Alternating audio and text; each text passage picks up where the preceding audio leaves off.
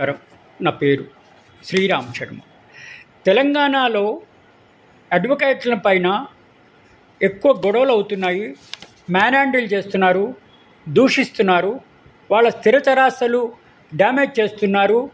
అందుకని తెలంగాణ రాష్ట్ర ప్రభుత్వము ఒక చట్టం తీసుకొచ్చింది అడ్వకేట్లను కాపాడడానికి.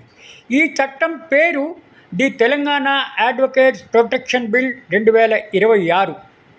ఈ బిల్లు మార్చి 30, 2026 నాడు అసెంబ్లీలో పాస్ అవ్వడం జరిగింది. లీగల్ ప్రొఫెషనల్స్ను ఇకపై ఇంటిమిడేట్ దూషించినా, వాళ్ళ స్థిరచరాస్తులు డ్యామేజ్ చేసినా, అడ్వకేట్లని కొట్టిన కేసులు అవుతాయి. తెలంగాణ రాష్ట్ర ప్రభుత్వం ఈ మేరకు ఒక చట్టం తీసుకొచ్చింది. ఈ చట్టం పేరు the Telangana advocates protection bill 2026.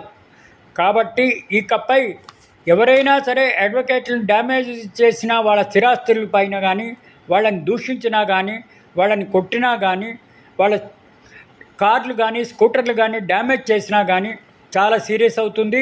కాబట్టి ఈ కొత్త చట్టం తీసుకొచ్చింది తెలంగాణ రాష్ట్ర ప్రభుత్వం.